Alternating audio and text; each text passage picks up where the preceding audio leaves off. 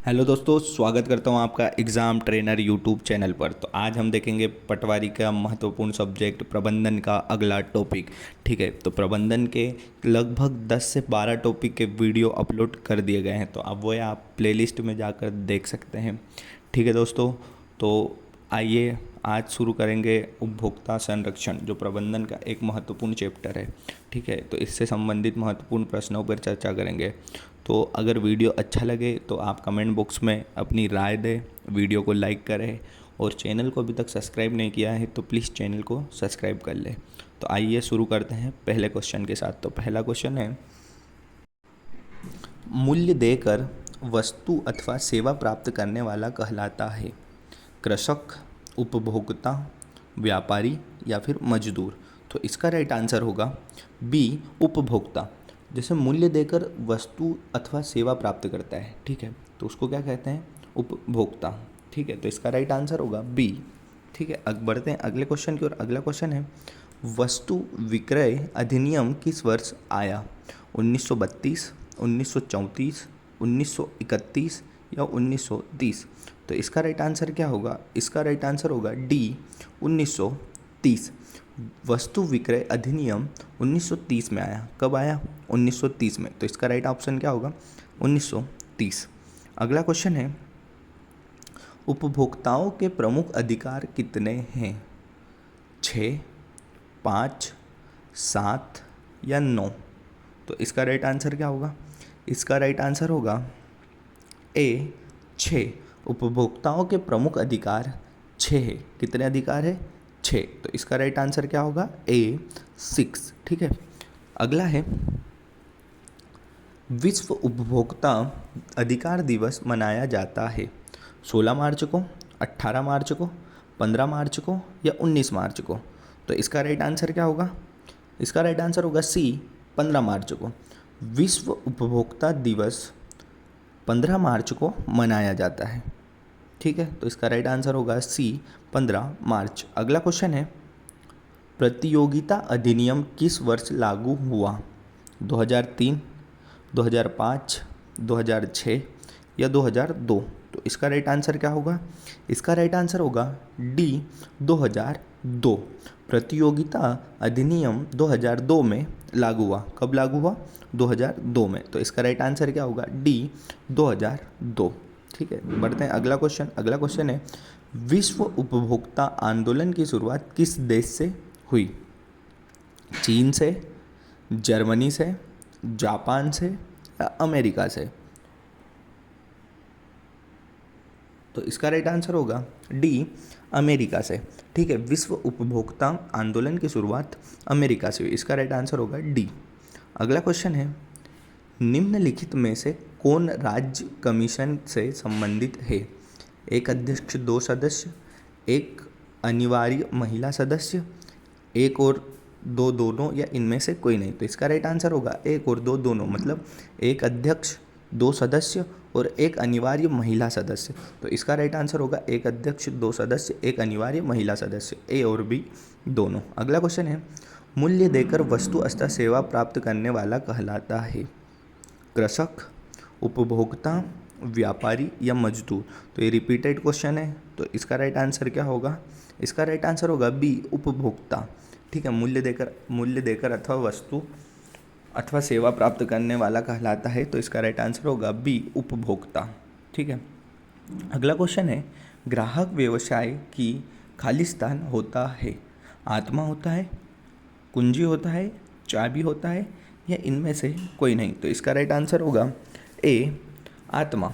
जो ग्राहक व्यवसाय की आत्मा होता है, क्या होता है? आत्मा होता है। तो इसका राइट आंसर होगा ए, आत्मा। ठीक है, ग्राहक क्या होता है? व्यवसाय की आत्मा होता है। अगला क्वेश्चन है, उपभोक्ता संरक्षण अधिनियम 2019 के प्रावधानों के अंतर्गत व्यक्ति शब्द में निहित है कोई विशिष्ट या हिंदू अभिभक्त, सहकारी सोसाइटी या उपरोक्त सभी? तो इसका राइट आंसर होगा उपरोक्त सभी। उपभोक्ता संरक्षण अधिनियम 2019 के प्रावधानों के अंतर्गत व्यक्ति शब्द के निहित में कोई विशिष्ट भी है, हिंदू अभिभक्त भी है, सरकारी सोसाइटी भी है। तो इसका राइट आंसर होगा डी, उपरोक्त सभी। अगला है, केंद्रीय उपभोक्ता संरक्षण परिषद की स्थापना करती है राज्य सरकार, उच्च न्यायालय, केंद्रीय सरकार या उच्चतम न्यायालय। तो इसका राइट आंसर होगा सी, केंद्रीय सरकार। ठीक है, केंद्रीय उपभोक्ता संरक्षण परिषद की स्थापना केंद्रीय सरकार करती है। ठीक है, तो इसका राइट आंसर क्या होगा, सी इसका राइट आंसर होगा। अगला क्वेश्चन है क्वेश्चन नंबर 12। उपभोक्ता संरक्षण अधिनियम 1986 के अंतर्गत कितने स्तरीय तंत्र की स्थापना का प्रावधान है? 2 स्तरीय तंत्र, 4 स्तरीय तंत्र, 3 स्तरीय तंत्र या फिर 1 स्तरीय तंत्र। तो इसका राइट आंसर होगा सी, 3 स्तरीय तंत्र। ठीक है, उपभोक्ता संरक्षण अधिनियम 1986 के अंतर्गत 3 स्तरीय तंत्र की स्थापना का प्रावधान है। अगला क्वेश्चन है उपभोक्ता शोषण ने किन अधिकारों को उपभोक्ता अधिकारों में शामिल किया गया? वस्तु चयन अधिकार, हानिपूर्ति, ए और बी दोनों या इनमें से कोई नहीं। तो इसका राइट आंसर क्या होगा, सी, ए और बी दोनों। उपभोक्ता शोषण ने किन अधिकारों को, तो कौन से अधिकार है, वस्तु चयन अधिकार और हानिपूर्ति अधिकारों को उपभोक्ता अधिकार में शामिल किया गया है। इसका राइट आंसर होगा सी, ए और बी दोनों। अगला है ग्राहकों से उचित व्यवहार करने हेतु आचार संहिता का निर्माण किसने किया? भारतीय उद्योग संघ ने, भारतीय उद्योग संगठन ने, भारतीय आचार संहिता अधिनियम ने या भारत सरकार ने? तो इसका राइट आंसर होगा बी, भारतीय उद्योग संगठन ने। ग्राहकों से उचित व्यवहार करने हेतु आचार संहिता का निर्माण भारतीय उद्योग संगठन ने किया। तो इसका राइट आंसर होगा बी, भारतीय उद्योग। अगला है निम्नलिखित में से उपभोक्ता संरक्षण अधिनियम लागू होता है वस्तुओं पर, सेवाओं पर, प्रतिबंधित व्यापारिक व्यवहारों पर या सभी पर? तो इसका राइट आंसर होगा डी, सभी पर। तो जो उपभोक्ता संरक्षण अधिनियम है वो किन किन पर लागू होता है? तो वस्तुओं पर भी होता है, सेवाओं पर भी होता है, प्रतिबंधित व्यापारिक व्यवहारों पर भी होता है। तो इसका राइट आंसर होगा डी, सभी। अगला क्वेश्चन है जिला मंच में कुल कितने सदस्य होते हैं? 3, 5, 4 या 2? तो इसका राइट आंसर होगा ए, 3। जिला मंच में कुल 3 सदस्य होते हैं। कितने सदस्य होते हैं? 3 सदस्य। तो जिला मंच में कुल 3 सदस्य होते हैं, तो इसका राइट आंसर होगा ए, 3। ठीक है, अगला क्वेश्चन है उपभोक्ता संरक्षण अधिनियम 1986 के अंतर्गत शिकायतकर्ता शब्द में शामिल होता है एक उपभोक्ता, केंद्रीय सरकार, कोई ऐच्छिक उपभोक्ता संस्थान या उपरोक्त सभी? तो इसका राइट आंसर होगा डी, उपरोक्त सभी। उपभोक्ता अधिनियम 1986 के अंतर्गत शिकायतकर्ता शब्द एक उपभोक्ता भी होता है, केंद्रीय सरकार भी होता है और कोई ऐच्छिक उपभोक्ता संस्थान में भी शामिल होता है। अगला है उपभोक्ता संरक्षण से संबंधित कौन से कथन सत्य है? सूचना अधिकार प्राप्त करना, चुनने का अधिकार प्राप्त करना या निवारण मांगने का अधिकार प्राप्त करना या डी, सभी? तो इसका राइट आंसर होगा डी, सभी। उपभोक्ता संरक्षण से संबंधित में सूचना का अधिकार भी सत्य कथन है, चुनने का अधिकार भी सत्य कथन है और निवारण मांगने का अधिकार भी सत्य कथन है।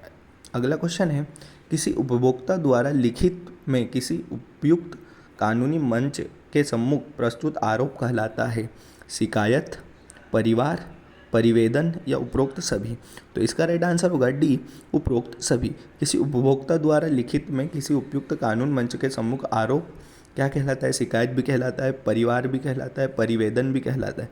तो इसका राइट आंसर होगा डी, उपरोक्त सभी। अगला क्वेश्चन है देश में प्रचलित विधान के अनुरूप माल की किस्म, मात्रा, मूल्य, प्रारूप या शुद्धता बनाए रखने की त्रुटि कहलाती है? त्रुटि कहलाती है, गलती कहलाती है, कमी कहलाती है या दोष कहलाता है? तो इसका राइट आंसर होगा दोष। देश के प्रचलित विधान के अनुरूप माल की किस्म या किस्म, मात्रा, मूल्य, प्रारूप या शुद्धता बनाए रखने की त्रुटि दोष कहलाती है। क्या कहलाती है? दोष। अगला क्वेश्चन है उपभोक्ता विवादों के निपटने हेतु बनाया गया जिला स्तरीय वैधानिक संगठन कहलाता है जिला मंच, त्रुटि, अनुरूपता या इनमें से कोई नहीं? तो इसका राइट आंसर होगा ए, जिला मंच। उपभोक्ता विवादों के निपटारे हेतु बनाया गया जिला स्तरीय वैधानिक संगठन जिला मंच कहलाता है। इसका राइट आंसर होगा ए। अगला है राष्ट्रीय स्तर पर उपभोक्ता विवादों के मंचों पर गठन किस धारा के अंतर्गत होता है? 9B, 9D, 9C या ए 9A?